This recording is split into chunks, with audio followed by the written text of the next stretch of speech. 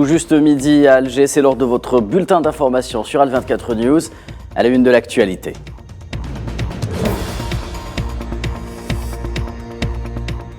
Le chef de la diplomatie algérienne, Ahmed Attaf, en visite d'État aux États-Unis toujours, rencontre les opérateurs économiques américains. Il les incite à venir investir en Algérie.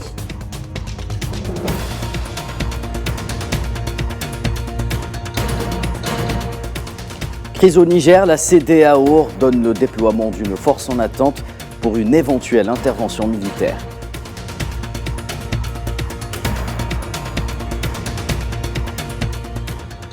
Est-ce le début d'une désescalade entre les États-Unis et l'Iran?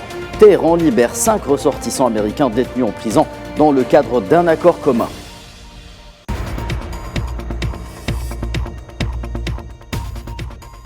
Enfin, la Russie qui renoue avec les missions lunaires 50 ans après la dernière. La fusée sonde Soyouz a quitté l'orbite terrestre ce vendredi. Elle devrait atterrir sur la Lune dans 5 jours.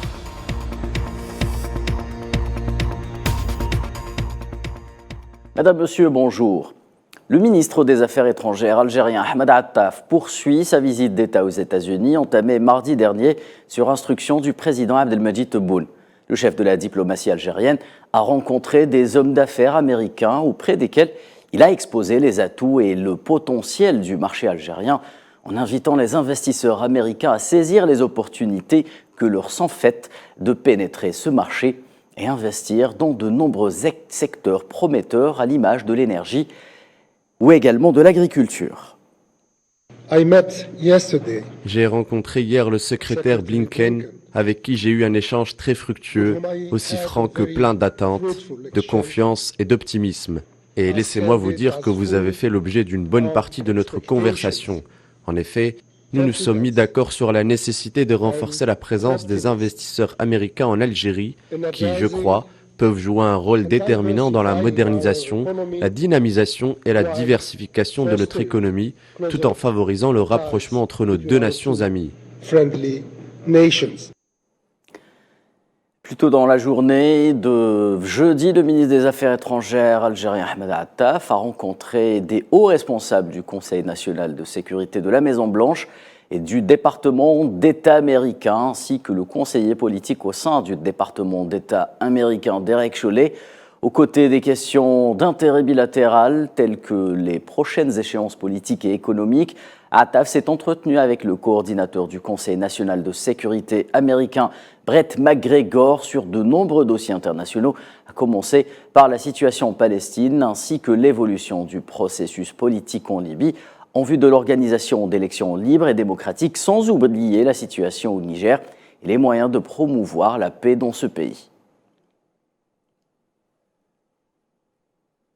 Ahmed Attaf a également rencontré le président du groupe d'amitié parlementaire entre les États-Unis et l'Algérie, Troy Nels, avec lequel il a échangé sur le développement des relations bilatérales et les perspectives de renforcement du partenariat entre les deux pays dans divers secteurs à travers l'implication des députés américains dans ce processus. Les deux hommes ont également discuté du projet de visite que devraient effectuer les députés du groupe en Algérie au mois de novembre prochain. Et enfin, le chef de la diplomatie algérienne a par ailleurs animé une réunion avec des membres de la communauté algérienne établie aux États-Unis, auquel il a fait part de l'intérêt du président Abdelmadjid Tebboune à renforcer la place de la diaspora nationale et le renforcement des liens qui les attachent à leur patrie à travers une série de mesures qu'il a entrepris en leur faveur. La rencontre a également constitué une occasion pour Ahmed Attaf d'informer l'assistance sur les résultats de sa visite d'État aux États-Unis. Ouvrons à présent le dossier de la crise au Niger. Une crise institutionnelle se jouait en partie à Abuja hier lors du sommet extraordinaire de la CEDEAO consacré à la situation dans ce pays du Sahel en proie à un coup d'État, rappelons-le, opéré par des militaires le 26 juillet dernier. Le président en exercice du bloc et du Nigeria, Bola Tinubu, a mis en avant la solution diplomatique lors de son allocution d'ouverture, affirmant qu'elle serait la plus judicieuse pour le peuple du Niger. Dans sa déclaration finale, la CEDEAO a affirmé que toutes les alternatives restent d'actualité, y compris le scénario de l'intervention militaire comme ultime recours. La CEDEAO déclare l'instauration de nouvelles mesures comprenant la fermeture des frontières et le gel des avoirs de ceux qui entravent le retour à l'ordre constitutionnel au pays. Enfin, la déclaration finale du sommet appelle entre autres l'Union africaine à soutenir toutes les décisions de l'organisation au sujet du Niger. Réaffirmons notre engagement sans relâche en faveur de la démocratie, des droits de l'homme et du bien-être du peuple nigérien. Il est crucial que nous donnions la priorité aux négociations diplomatiques et au dialogue comme fondement de notre approche. La CEDEAO qui, par ailleurs, a décidé d'activer une force en attente susceptible d'intervenir militairement au Niger. La communauté économique des États d'Afrique de l'Ouest a ordonné jeudi le déploiement d'une force en attente pour restaurer l'ordre constitutionnel au Niger via une éventuelle intervention militaire, affirmant toutefois qu'elle souhaitait une restauration pacifique de la démocratie. Nous ordonnons au comité du chef d'état-major de la défense d'activer immédiatement la force en attente de la CEDEAO avec tous ses éléments. Ordonnons le déploiement de la force en attente de la CEDEAO pour rétablir l'ordre constitutionnel dans la République du Niger. Soulignons son engagement continu pour le rétablissement de l'ordre constitutionnel par des moyens pacifiques. Les populations voisines du Niger qui réagissent de leur côté aux informations relayées depuis plusieurs jours sur l'éventualité d'une intervention militaire au Niger. Des populations qui marquent et expriment leur désaccord avec cette option envisagée dans un premier temps par la CEDEAO, notamment à Dakar où la rue n'hésite pas à crier haut et fort son opposition aux mesures décidées par la CEDEAO. Depuis plusieurs semaines, on entend souvent que la CEDEAO va envoyer des militaires au Niger, mais bon, je pense que vraiment, c'est pas, pour moi personnellement, je ne suis pas d'accord avec ça, parce que normalement, nous sommes tous des Africains et le Niger fait partie du continent africain.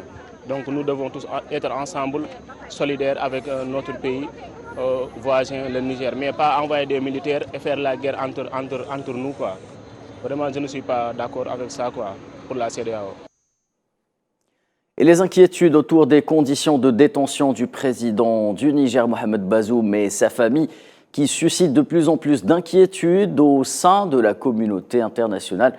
Après le secrétaire général des Nations Unies, c'est au tour du chef de la diplomatie européenne, Joseph Borrell, et du secrétaire d'État américain, Anthony Blinken, de réitérer encore une fois leurs préoccupations quant à la situation du président.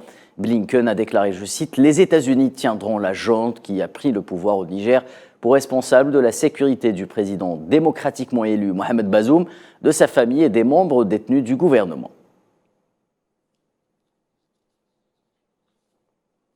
Et à la suite d'un nouveau drame lié au naufrage d'un bateau de migrants au large de l'île italienne de Lampedusa en mer Méditerranée, 3 organisations onusiennes, à savoir l'OIM, l'UNICEF et le HCR, ont appelé les pays du pourtour méditerranéen à davantage d'efforts et de prise de responsabilité à travers le déploiement de moyens supplémentaires pour sauver la vie des migrants. Elles ont également insisté sur la création de mécanismes de recherche et de sauvetage coordonnés.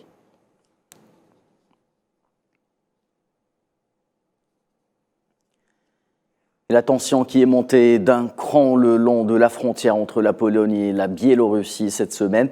Varsovie a mobilisé 10 000 soldats supplémentaires dans la zone. C'est ce qu'a annoncé le ministre de la Défense polonais.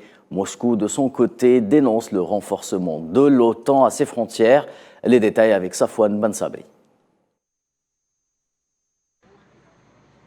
Dans le contexte du conflit ukrainien, la défense polonaise a mobilisé 10 000 soldats supplémentaires le long de sa frontière avec la Biélorussie.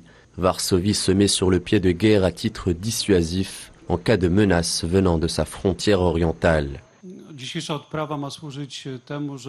La réunion d'aujourd'hui vise à s'assurer que nous sommes consolidés et prêts à repousser les provocations du côté biélorusse. Nous sommes tous conscients que la Biélorussie aujourd'hui, sur le plan militaire, fait partie de l'empire russe reconstruit. Donc ces attaques hybrides contre la Pologne sont certainement coordonnées par le Kremlin.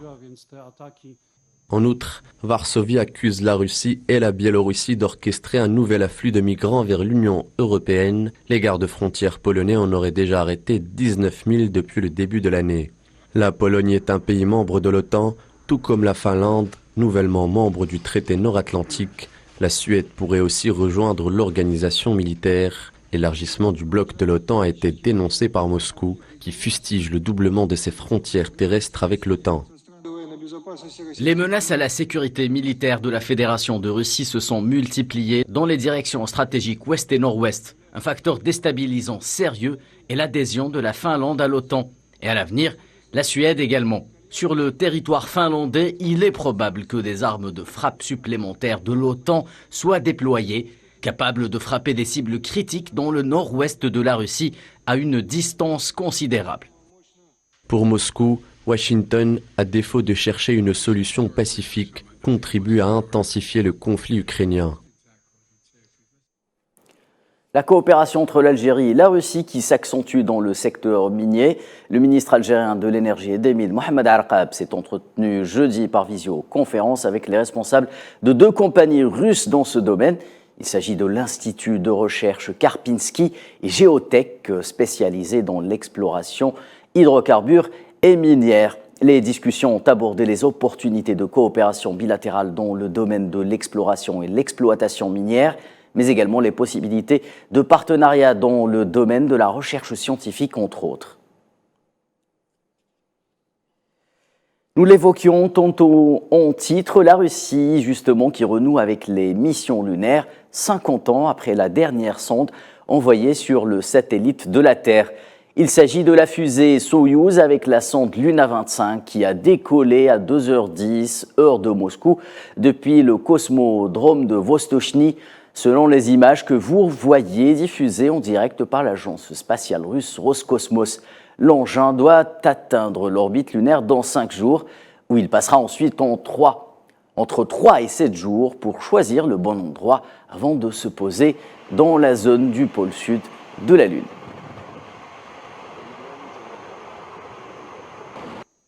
Et dans le cadre d'un accord d'échange de prisonniers, l'Iran a dénoncé la libération de 5 ressortissants américains de la prison d'Evin à Téhéran. L'annonce a été faite jeudi par la mission iranienne auprès des Nations Unies, selon l'agence IRNA, et ce en contrepartie des fonds iraniens gelés en Corée du Sud d'un montant de 6 milliards de dollars qui seront débloqués et transférés au Qatar. Le département d'État était en contact avec les 5 Américains. Nous leur avons parlé aujourd'hui. Je pense qu'ils sont, inutile de le dire, très heureux d'être sortis de prison. Mais nous voulons nous assurer que nous terminons ce processus et apportant et faire en sorte qu'ils rentrent chez leur famille. La guerre commerciale entre les États-Unis et la Chine qui continue. La Chine a protesté fermement contre la décision américaine d'instaurer de nouvelles restrictions aux investissements américains en Chine, décrétées jeudi par Joe Biden. Les restrictions en question concernent la mise en place d'un mécanisme de filtrage des investissements sortants, ainsi que des investissements des entités américaines dans les secteurs des semi-conducteurs et de la microélectronique, les technologies de l'information quantique et de l'intelligence artificielle, et ce en Chine. États-Unis toujours, la dette des cartes de crédit des consommateurs aux États-Unis a atteint un nouveau record de 1030 milliards de dollars, marquant une augmentation de 4,6% par rapport au trimestre précédent. Il s'agit de chiffres publiés cette semaine par la Fed. Selon les experts, la dette des cartes de crédit américaines a augmenté pendant 5 trimestres consécutifs sous l'effet combiné de l'inflation, de la hausse des taux d'intérêt et du coût de la vie élevé. C'est la fin de ce Midi Info. Excellent après-midi sur Al 24 News.